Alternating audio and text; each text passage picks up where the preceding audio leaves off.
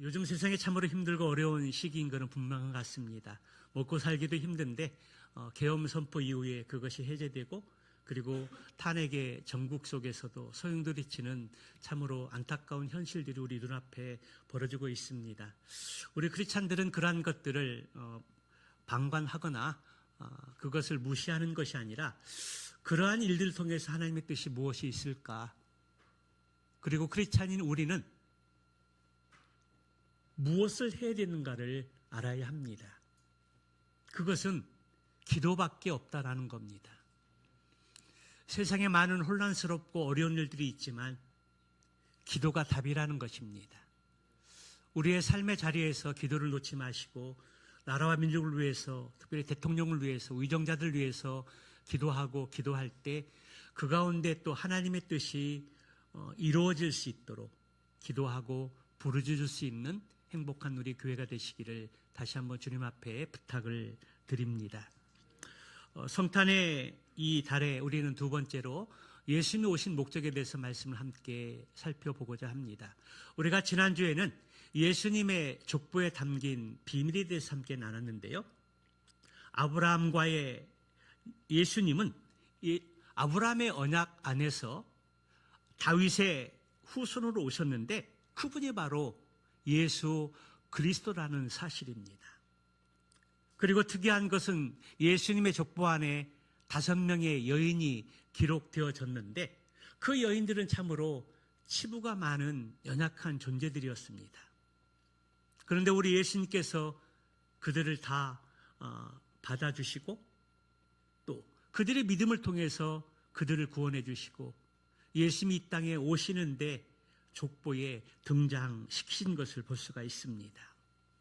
우리는 지난주에 그 말씀을 보면서 큰 죄인이라 할지라도 결함이 있고 결핍이 있고 그리고 우리 가운데 죄가 많이 있다 할지라도 주님 안에 들어오면 예수님 믿고 회개하면 그 이름이 생명책에 기록된다는 사실들을 다시 한번 확인할 수 있었습니다. 오늘 그 은혜를 가지고 오늘 예배의 자리에 나와서 또 하나님께 우리에게 주실 말씀이 무엇인가를 기대하게 되는데 오늘 본문의 말씀의 제목은 예수님이 이 땅에 오신 목적입니다. 하나님이신 예수님이 이 땅에 오셨는지 말씀을 살펴보면서 다시 한번 하나님의 귀한 은혜를 생각하고자 합니다. 우리가 말씀을 듣거나 읽고 혹은 공부를 하게 될 때 때로는 우리의 마음 가운데 잘 이해되지 않고 우리의 이성과 지식으로는 그 말씀을 믿기 어려운 그러한 사건들이 많이 있습니다. 우리 이성을 뛰어넘는 많은 성경의 이야기가 기록되어져 있다는 것입니다. 여러분, 그러한 것들이 무엇입니까? 여러분들에게 나의 이성을 뛰어넘는 기적적인 사건을 성경에서 이야기한다고 한다면 여러분은 어떤 이야기를 할 수 있을 것 같습니까? 저에게 물어본다면 많은 사건들 가운데 3가지를 말씀드릴 수 있습니다. 첫째는 천지창조 사건입니다. 성경의 가장 첫 번째 책인 창세기 1장 1절에 보면 태초에 하나님의 천지를 창조하시니라. 하나님이 세상을 창조하셨는데 말씀으로 세상을 창조했다는 것입니다. 빛이 있으라 하는데 빛이 생겼고 빛 가운데 낮과 어두움을 나누셨습니다. 그리고 사람을 창조하되 하나님의 형상을 따라 창조하셨다는 것입니다. 또 여자를 창조했는데 첫 번째 인간인 아담을 잠들게 해서 갈비뼈를 취해서 여자를 만드셨다라는 것입니다. 여러분, 하나님이 태초에 천지를 창조했다는 이 말씀이 믿어지십니까? 정말 믿어지십니까? 대단한 믿음입니다. 그런데요, 이 말씀이 믿어지지 않아서 신앙생활에 들어오지 못하는 사람들이 의외로 많이 있습니다. 어떻게 말 하나로 이 세상을 창조하고 만드셨을까? 자신의 지식으로는, 본인이 알고 있는 이성으로는 도저히 그 말씀을 받아들일 수 없다라는 것입니다. 믿을 수 없다라는 것입니다. 만약 하나님이 말씀으로 세상을 창조하지 않으셨다면 기독교의 모든 진리는, 교리는 의미가 없습니다. 그래서 천지 창조, 태초에 하나님이 천지를 창조하시니라, 이 말씀을 믿느냐 믿지 않느냐 너무나 중요합니다. 창세기 1장 1절의 말씀을 믿는 것은 우리의 신앙의 첫 출발이라는 것입니다. 그런데 이 말씀이 믿어지고 이 말씀을 받아들인 것, 이것이 바로 참으로 기적이 아닐 수 없다라는 것입니다. 두 번째는 성육신의 사건입니다. 우리가 지난주 말씀에서 나눈 것처럼 신약성경의 첫 번째 책인 마태복음 1장의 말씀에 보면 예수님의 족보에 담긴 이야기를 말씀을 했는데요. 오늘 본문 1장 18절의 말씀에 보면은 예수 그리스도의 나심은 이러함이라 이렇게 시작을 합니다. 그리고 중요한 것은 예수님이 동정녀 마리아에게 성령으로 잉태되었다라는 사실입니다. 여러분, 아기가 태어나고 우리가 태어난 그 근거가 무엇입니까? 생물학적으로 남녀가 정상적인 관계를 통해서 출생하게 되어져 있습니다. 생물학적 근거가 그렇다는 것입니다. 그런데 성경은 인간의 상식을 뛰어넘는 그 일을 아무렇지 않게 신약성경의 첫 번째 부분에서 당당하게 기록을 하고 있습니다. 예수님은 성령으로 잉태되었고 동정녀 마리아에게 나셨다. 여러분, 이게 이성적으로 우리가 이해할 수 있을까요? 생물학적으로 이러한 것들이 가능할까요? 과학적으로 증명되어지는 일일까요? 그러한 세상적인 관점과 접근으로는 도저히 이해되지 않는 사건이라는 것입니다. 하나님이 하신 일이니까 성경의 기록자들은 사람들의 생각에 개의치 않고 예수님은 동정녀에게서 태어나셨다 이렇게 당당히 밝히고 있다라는 사실입니다. 또 하나의 사건은 예수님의 죽으심과 부활의 사건입니다. 사람이 어떻게 죽는 것은 사람에게 다 정한 것이고 누구든지 한 번은 다 죽지만 어떻게 사람이 다시 부활할 수 있을까? 살아날 수 있을까? 이 또한 우리 이성적으로는 도저히 생각할 수도 받아들일 수 없는 사건이라는 것입니다. 그리고 이 예수님의 죽으심과 부활하심의 사건이 우리를 향한 하나님의 사랑이다. 나 같은 사람 때문에 예수님이 죽으시고 부활하셨다? 믿기지 않는 말입니다. 우리 개개인의 특성들을 보게 되면 모난 부분도 많이 있고 결함도 많이 있고 참 죄를 많이 가지고 있습니다. 그런데 죄인된 우리를 하나님이 사랑하셔서 독생자 예수님 이 땅에 보내주시고 또 성경대로 살만에 부활하셨다? 우리의 이성으로는 도저히 믿기지 않는 일이라 할 수 있습니다.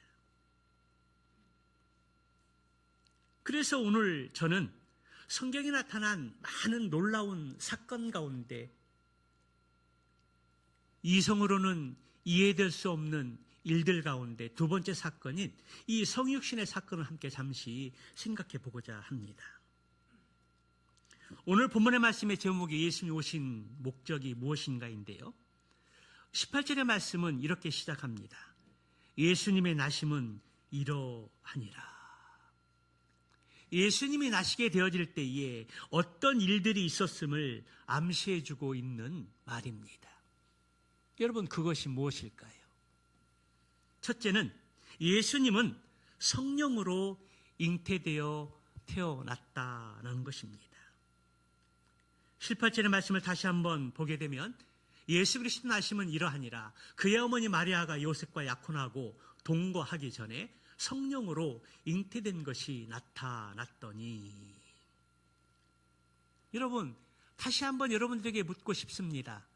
예수님이 성령으로 잉태하시고 동정녀 탄생을 여러분들이 믿습니까? 우리가 그 사실을 믿기 때문에 이 자리에 앉아서 예배 드리는 줄 믿습니다. 그러나 사실 우리는 예수를 믿는 사람이기 때문에 성령으로 잉태되어 동정녀로 태어나셨다라는 이 사실을 믿고 있지만, 그러나 예수를 믿지 않는 사람들은, 세상 밖의 사람들은 이 말을 믿지 않습니다. 믿지 않기 때문에 오늘 예배의 자리에 들어오지 않습니다. 그리고 이 말을 하게 되면 콧방귀를 뀌고 비웃습니다. 그것은 성경에서 이야기하는 이야기고, 그거는 나의 이성적으로 또 생물학적으로 과학적으로는 내가 받아들일 수 없다라고 당당하게 이야기합니다. 그런데 우리는 이 말씀이 믿어지는 것, 그것이 바로 기적이요 은혜라는 것입니다. 여러분, 기적이 무엇입니까? 내 이성을 뛰어넘은 신비한 일들이 아닙니까? 병고침을 받게 되고 또 기적적인 일들이 이 세상에 많이 있습니다. 물론 그러한 것도 기적이지만, 예수님이 성령으로 잉태되어지고 그리고 동정녀 탄생 마리아를 통해서 태어나셨다, 이 사실이 믿어지는 것, 그것이 바로 기적이라는 것입니다. 다른 사람은 그것을 믿으려고 해도 믿어지지 않아서 믿지 못하는데, 이 사실이 믿어지는 것, 그것이 바로 기적이고 하나님의 은혜라는 사실입니다.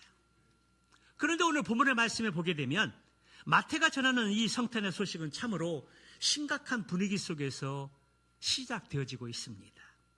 그것은 그의 어머니 마리아가 요셉과 정혼을 하고 동거하기 전에 성령으로 잉태되어진 것이 나타났기 때문입니다. 이것은 일컬어서 혼전 임신이라고 이야기하는데요. 그래서 어떤 사람들은 결혼하기 전에 혼전 임신을 통해서 아기를 갖게 되면 축복이라고 이야기합니다. 그런데 성경적인 관점은 그것은 축복이라고 축복할 수 없는 일입니다. 결혼을 통해서 하나님이 주시는 아기를 얻게 될 때 정상적인 과정을 통해서 얻는 아기가 참으로 더 큰 축복인 줄로 믿습니다. 오늘 본문에서 요셉과 마리아가 결혼해서 결합하기 전에 혼전 임신을 한 것입니다. 그런데 그것은 요셉과의 사이에서 벌어진 것이 아니라 성령으로 잉태되어진 것이 나타난 것입니다. 그 당시 유대에서는 보통 2살에서 3살 정도 되면 부모님들 사이에 결혼을 약속을 합니다. 그리고 12살, 13살이 되면 정혼을 하게 되고, 그리고 1년의 기간의 준비 과정을 거쳐서 이제 결혼식을 갖게 됩니다. 결혼식을 하게 되면 이제 합방을 하게 되고, 때가 되면 하나님께 주시는 축복의 아기를 갖게 된다라는 것입니다. 그런데 정혼을 하고 결혼을 하기 전에 아기를 갖게 된 것입니다. 그것도 육체적인 결합이 아니라 성령으로 잉태되었다라고 성경은 증언을 하고 있습니다. 여기 정혼이라는 이 단어는 거룩하다, 구별된다라는 말에서 파생되어진 말인데요. 이것은 정혼한 한 여자가 한 남자를 위해서 특별하게 구별되어 있는 상태를 의미하는 것입니다. 만약에 정혼 기간에 간음을 행하거나 부정한 그릇된 어떤 일들을 통해서 임신을 하게 되면 유대법에 의하면 그 임신한 여인은 돌로 쳐서 죽게 되는 그러한 일들이 있었습니다. 그런데 지금 마리아가 정혼한 상태에서 아이를 잉태했다라는 것은 요셉만이 아니라 온 가족 공동체에 큰 위기를 갖게 된 것입니다. 여러분, 이러한 상황 속에서 요셉의 마음은 어떠했을까요? 당사자인 요셉의 마음은 어떠했을까요? 결혼을 약속하고 정혼한 상황에서 임신한 사실을 알게 되었을 때 정상적인 결합을 통해서 부부도 아닌데 임신되었다라면 어떻게 될까요? 19절의 말씀에 보니까 그의 남편 요셉은 의로운 사람이라 그를 드러내지 아니하고 가만히 끊고자 하여. 정혼한 여인이었던 마리아를 보호하고 싶었습니다.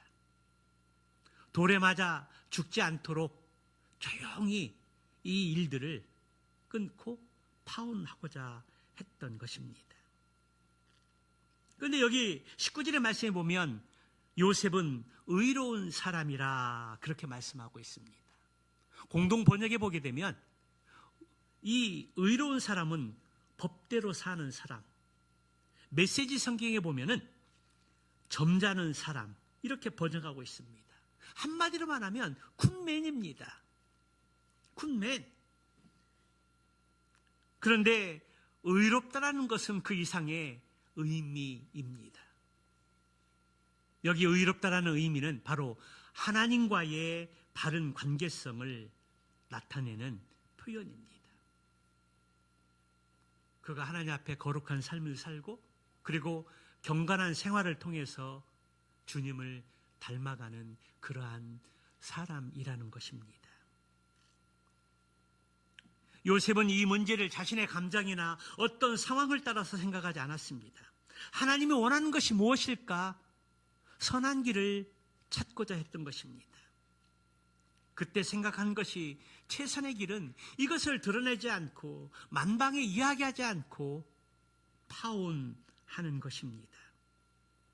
어쩌면 요셉이 할 수 있는 최고의 선택이요 의로운 판단이라고 생각할 수 있습니다.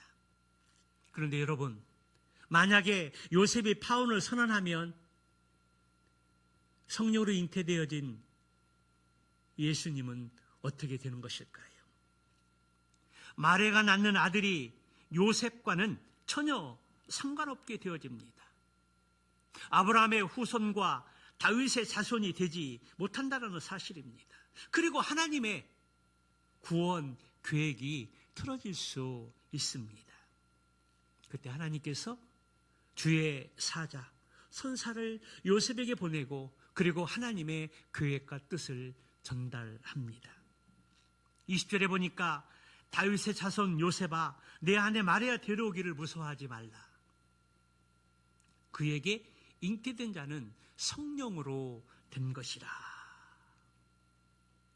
요셉은 유대인으로서 구약의 역사를 잘 알고 있었습니다. 그러나 하나님께서 자기 백성을 위해서 일하는 성령의 역사는 말라기 선지자 이후 약 400년 기간 동안 하나님의 말씀이나 성령의 역사나 하나님의 일하심이 끊긴 상태였습니다. 하나님의 임재도 없었고 하나님의 말씀도 없었고 암흑기의 시기였다라는 것입니다.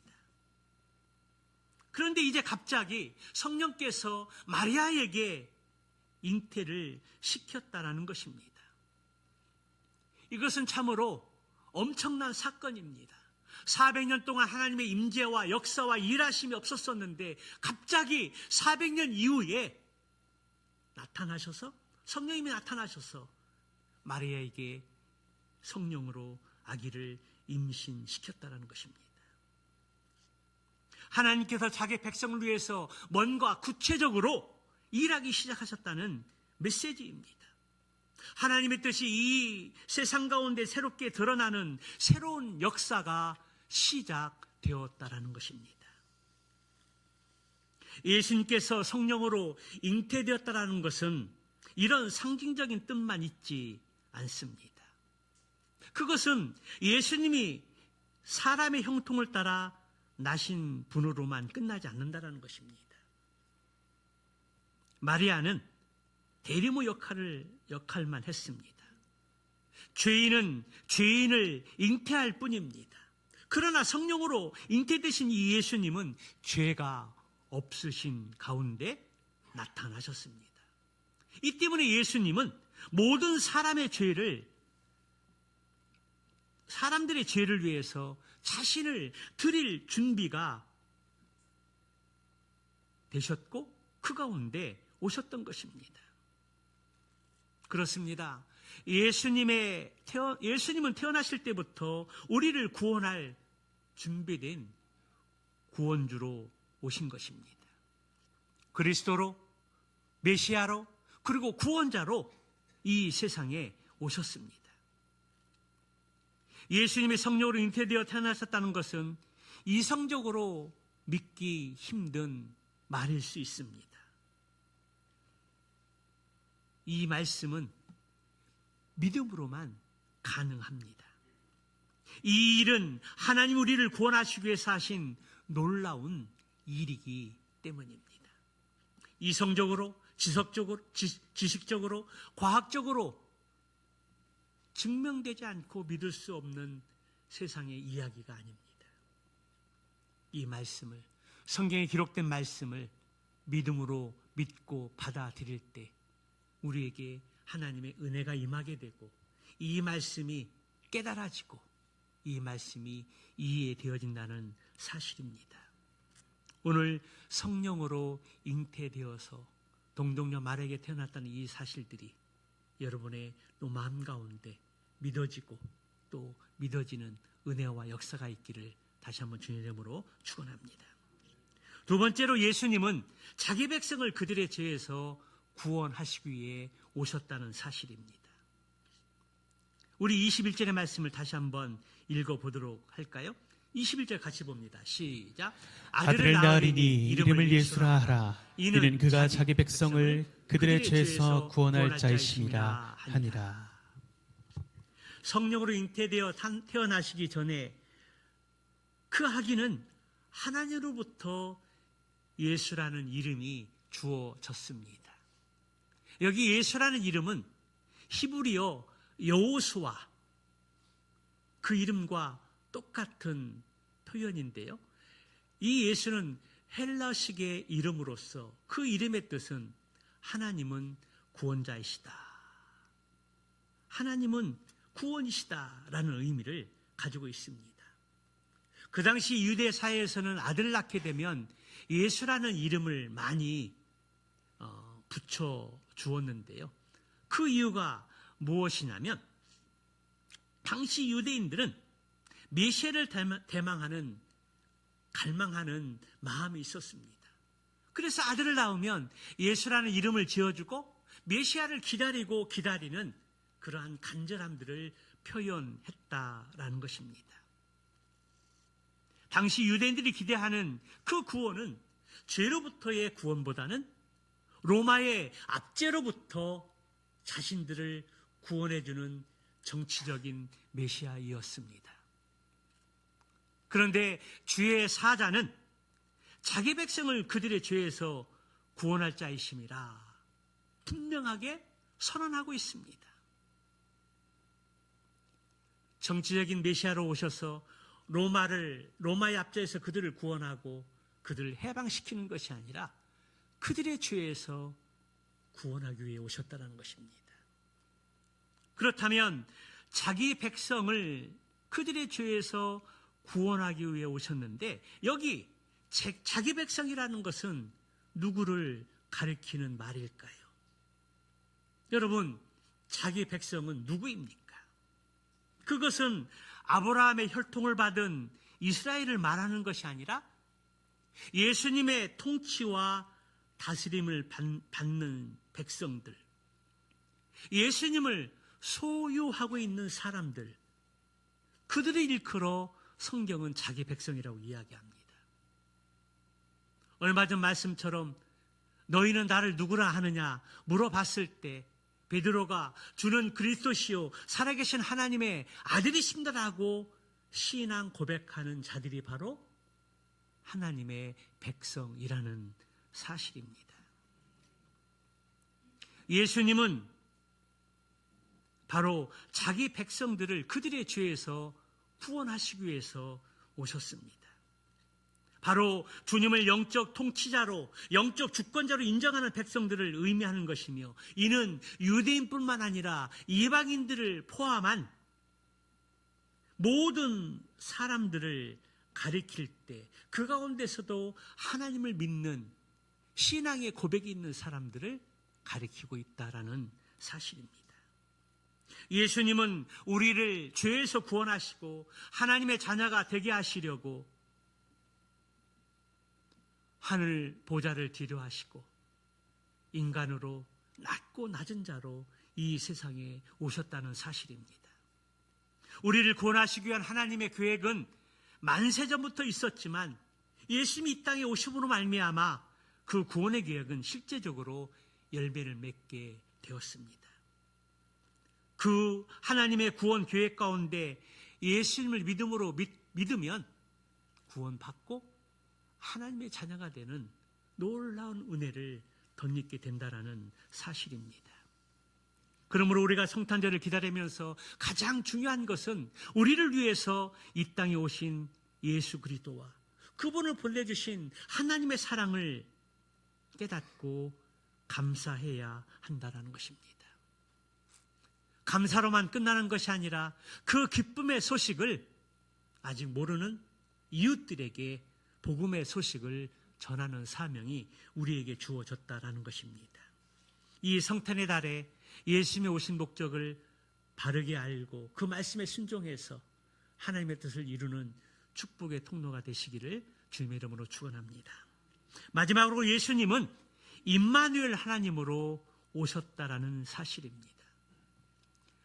천사는 이 모든 일이 된 것은 하나님께서 선지자들에게 하신 말씀을 이루려 하심이라고 말씀합니다. 그리고 또다시 놀라운 약속을 우리에게 주시는데요. 그 약속의 말씀이 바로 23절의 말씀입니다. 우리 한번 23절 다시 보도록 할까요? 같이 봅니다. 시작. 보라, 처녀가 잉태하여 아들을 낳을 것이요 그의 이름은 임마누엘이라 하리라 하셨으니 이를 번역한즉 하나님이 우리와 함께 계시다 함이라. 아멘. 아멘. 이 말씀은 이사야서 7장 14절의 말씀을 인용한 말씀인데요. 이사야서 7장 14절의 말씀을 보면 그러므로 주께서 친히 징조를 너희에게 주실 것이라. 보라, 처녀가 잉태하여 아들을 낳을 것이요 그의 이름을 임마누엘이라 하리라. 우리가 이 말씀을 이해하려면 그 당시의 상황을 먼저 이해하는 것들이 필요합니다. 지금 이사야서 7장 14절의 말씀을 이사야 선지자가 예언할 때 이스라엘의 상황은 남유다와 북이스라엘로 갈라진, 나뉘어진 그러한 상황이었습니다. 그때 신흥 강국으로 등장한 나라가 아수르인데요. 아수르가 신흥 강국으로 등장을 해서 이웃 나라를 침략하고 집어삼키려 하자 북이스라엘은 위기감을 느끼고 여러 나라들과 동맹을 하면서 자신의 형제 나라인 남유다에게 동맹 맺을 것들을 제안을 합니다. 그런데 이미 남유다는 국력이 약해 있어서 아수르 이방 나라를 의지하던 그러한 상황들이었습니다. 그래서 아수르를 배신할 수 없어서 북이스라엘의 요청을 거부합니다. 그때 북이스라엘은 화가 대단히 나서 군사를 이끌고 남유다를 쳐들어옵니다. 그때 남유다의 아하스 왕과 백성들은 너무나 두려움을 느끼고 바람처럼 흔들리는 수풀처럼 떨게 되었다라는 것입니다. 그때 하나님께서 이사야 선지자를 보내서 아하스 왕에게 이렇게 전달합니다. 두려워 마라. 타담한 연기가 나는 부적경이와 같은 저들 때문에 겁먹지 마라. 저들의 계획은 성공하지 못할 것이다. 그러한 말씀을 주셨음에도 불구하고 아하스 왕은 그 말에 위로를 받지 못합니다.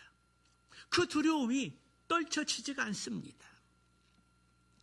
그때 하나님께서 아하스 왕에게 다시 한번 이사야 선지자를 통해서 약속해 주시는 말씀이 바로 이사야 7장 14절의 말씀입니다. 하나의 표적을 직접 주시는데요. 보라, 처녀가 잉태하여 아들을 낳을 것이요 그의 이름을 임마누엘이라 하리라. 원래 이 말씀은 하나님께서 남쪽 유다를 구원하실 약속의 말씀으로 주신 사실입니다. 그런데 이 약속을 면밀히 살펴보면 처녀가 잉태하여 아들을 낳을 것이다. 일반적인 상황에서는 참으로 이해하기 어려운 말씀입니다.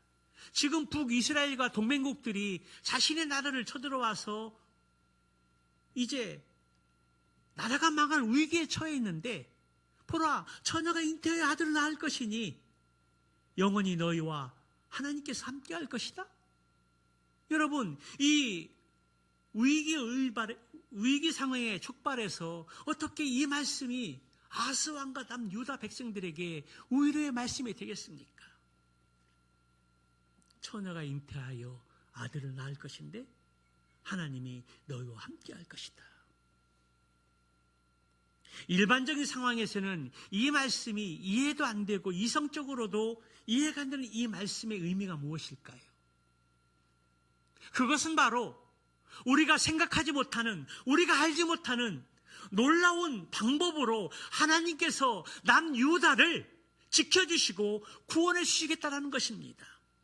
너희들이 지금 절체절명의 위기의 상황 속에 있는데 너희들이 생각하지 못하는 하나님의 놀라운 방법으로 너희들을 지켜주시고 너희들을 구원해 주시고 그리고 영원토록 하나님이 너희와 함께 하시겠다라고 그렇게 약속해 주시는 말씀입니다.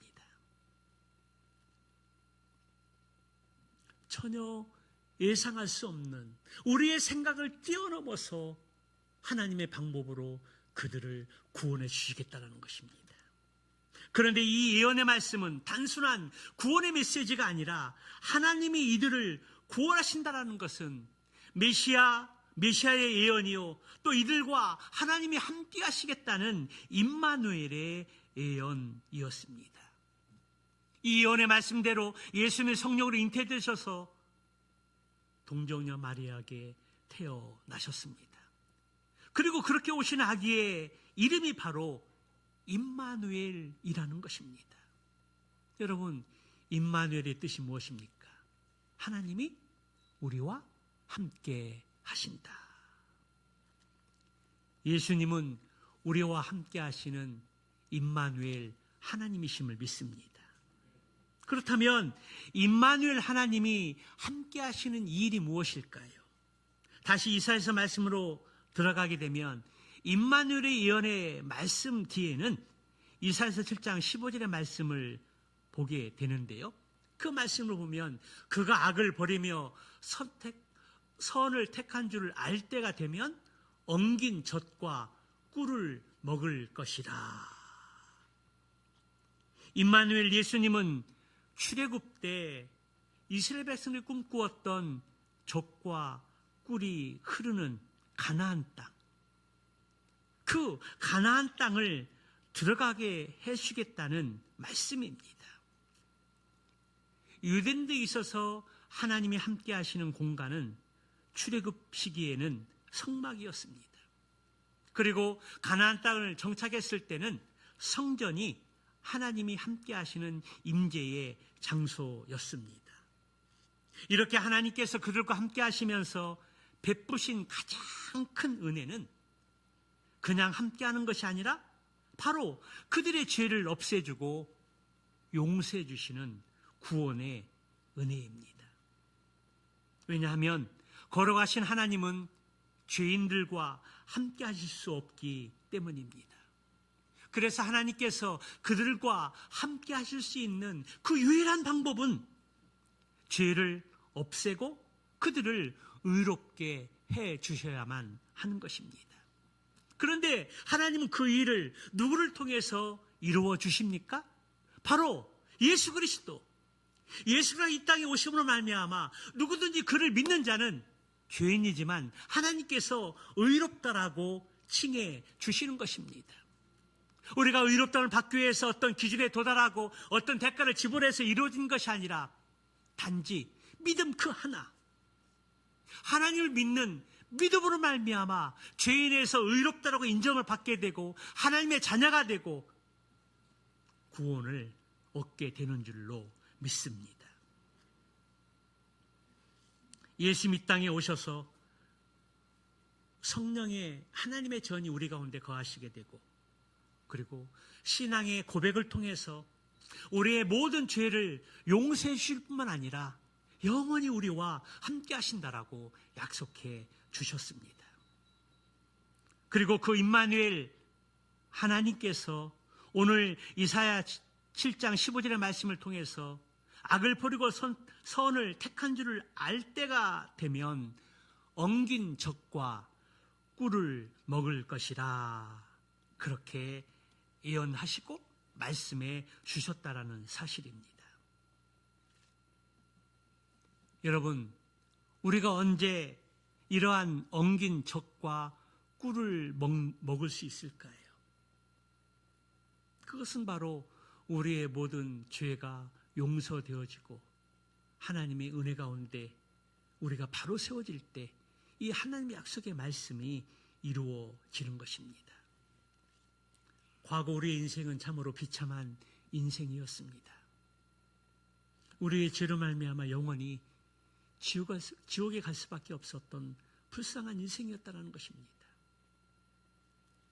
그런데 하나님이 우리를 사랑하셔서 예수님이 이 땅에 보내주시고 십자가에 달려 돌아가시고 성경대로 부활하셨습니다. 누구든지 예수님을 믿기만 하면 그 믿음으로 말미암아 구원받고 하나님의 자녀가 되는 줄로 믿습니다. 과거 우리 인생은 죄로 인해서 쓴물을 마시는 인생이었습니다. 그러나 이제 예수님을 통해서 꿀을 먹는 인생으로 바뀌게 된 것입니다. 처녀인 마리아를 통해서 예수님이 태어나신 것, 그리고 예수님이 자기 백성을 그들의 죄에서 구원하신 것은 임마누엘로 예언된 말씀의 성취입니다. 무엇보다 우리를 죄에서 구원하시는 목적은 하나님께서 우리를 죄에서 구원하실 뿐만 아니라 함께 하시기 위함이라는 사실입니다. 우리를 죄에서 구원해 주시고 하나님이 우리와 함께 하시는 그 인생이 오늘 이사야서 7장 15절의 말씀처럼 꿀을 먹는다라고 그렇게 말씀하고 있습니다. 여러분, 여기 꿀을 먹는다라고 표현하는 이 말씀을 오늘 신조어로 말할 때는 꿀빠는 인생이라고 표현할 수 있습니다. 요즘 젊은이들 사이에 꿀빤다라는 그런 말을 종종 하게 되는데요. 젊은이들이 그런 꿀빤다라고 하는 표현을 쓸 때 그것이 어떤 의미냐면 남들에 비해서 쉬운 일을 하거나 주변 사람들보다 덜 고생할 때 꿀빤다라고 그렇게 이야기하는 것들을 종종 듣게 됩니다. 그렇습니다. 우리가 영원히 우리의 죄로 말미암아 죽을 수밖에 없고 지옥에 갈 수밖에 없었는데 예수님이 이 땅에 오셔서 우리들의 죄를 위해 죽으시고 부활하게 되었을 때 누구든지 믿기만 하면 예수님의 십자가의 사건을 믿기만 하면, 죽으심과 부활하심을 믿기만 하면 우리를 구원해 주시고 하나님이 영원토록 우리와 함께 해주시고, 그리고 우리의 인생이 꿀 빠는 인생이 된다라는 사실입니다.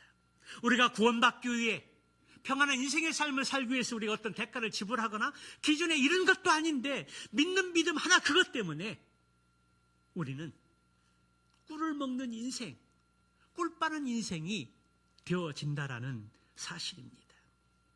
여러분, 이 얼마나 놀라운 은혜입니까? 이 얼마나 기적적인 일입니까? 이것이 바로 예수 이 땅에 오셨을 때에, 그리고 우리를 죄를 위해 죽으시고 부활하실 때 그 사실을 믿는 자들에게 주시는 하나님의 약속인 줄로 믿습니다. 마태복음 28장 마지막 장에 보게 되면 이 임마누엘 약속이 다시 한번 반복되어지는 구절이 있는데요, 우리가 잘 알고 있는 지상 명령의 약속입니다. 너희는 가서 모든 족속으로 제자를 삼아 아버지와 아들과 성령으로 침례를 주고 내가 너희에게 분부한 모든 것을 가르쳐 지키게 하라. 그리하면 볼지어다 내가 세상 끝날까지 너희와 항상 함께 있으리라 하시니라. 오늘 이 약속의, 임마누엘의 약속은 모든 사람, 모든 그리스도인에게 주신 하나님의 약속의 말씀이 기다 아니다? 아니라는 사실입니다.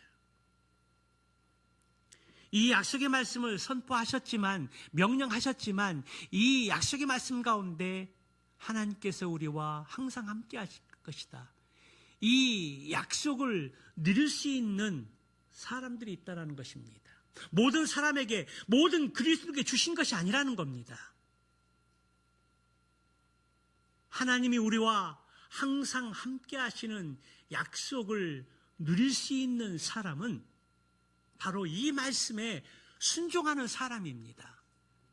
제자 삼는 사역, 예수님의 십자가의 복음을 증거하는 사람, 그 사람들에게 하나님은 그들과 함께 하신다라고 약속하시는 겁니다. 모든 사람에게, 모든 그리스도에게 주신 약속이 아니라는 것입니다. 제자 삼고 십자가 복음을 증거하는 사람에게 하나님이 그들과 함께 하신다는 약속의 말씀입니다. 그렇다면 세상 끝나는 날까지 하나님이 우리 인생 가운데 함께하는 그 은혜를 덧입기 위해서 우리는 어떻게 해야 할까요? 사도행전 1장 8절의 말씀에 보게 되면, 오직 성령이 너희에게 임하시면 너희가 권능을 받고 예루살렘, 유대, 사마리아와 땅끝까지 이르러 내 증인이 되라. 우리가 위로부터는 성령의 능력을 덧입고 복음 전하는 삶을 살아야 한다는 것입니다. 우리가 복음의 말씀에 순종할 때, 그때 하나님께서 우리와 항상 함께 하시는 것입니다. 오늘 1절의 말씀을 주의 깊게 볼 수 있기를 바랍니다. 오직 성령이 너에게 임하시면, 성령의 권능, 성령의 능력이 우리에게 임하실 때 우리가 복음 전하는 삶을 살 수 있는데, 복음 전하는 단계는 본문의 말씀에서 말씀하고 있습니다. 예루살렘, 유대, 사마리아, 땅끝입니다.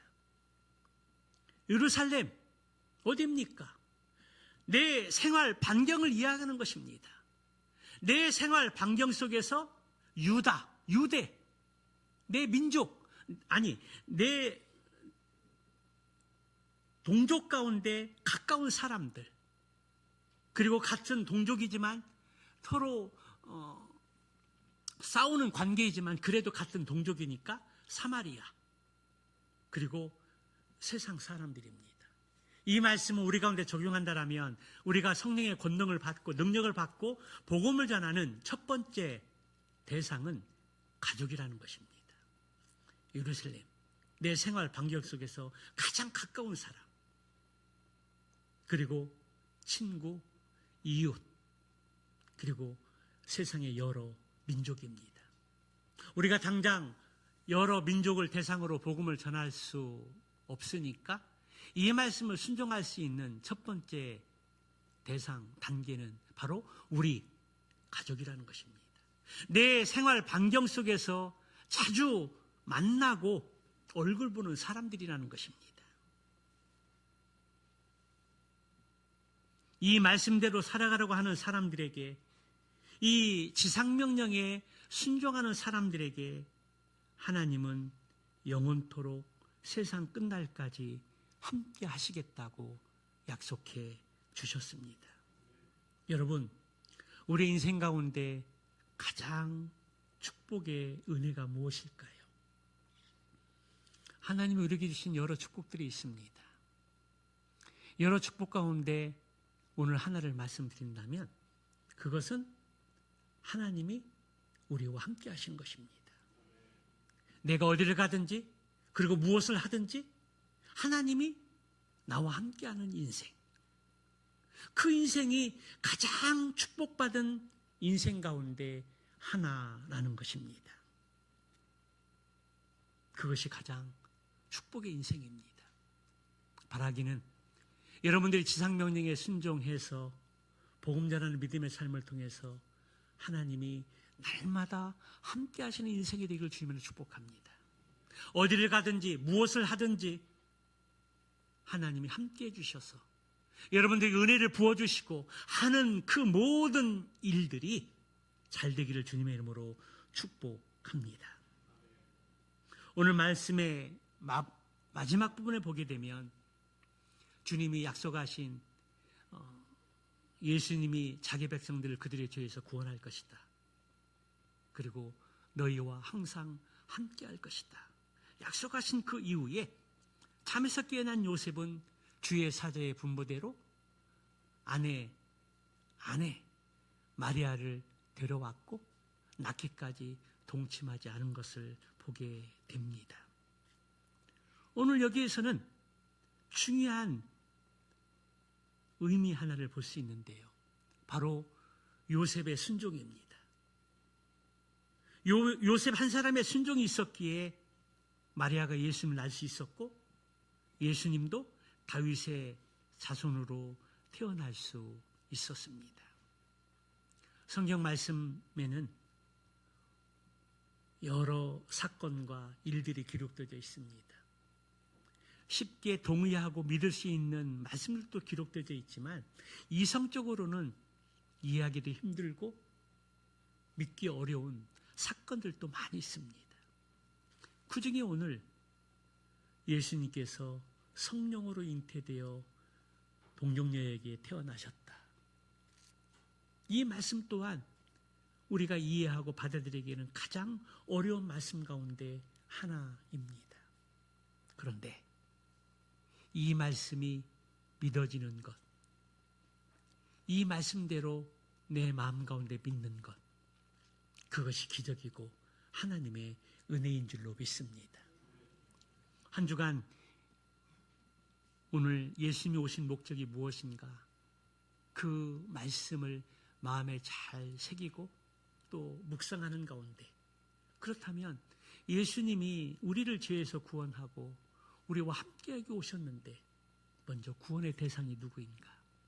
우리 가족, 친구, 이웃, 그리고 열방을 향해 여러분들이 순종하고 나아갈 수 있는 축복의 통로가 되시기를 주님의 이름으로 축원합니다.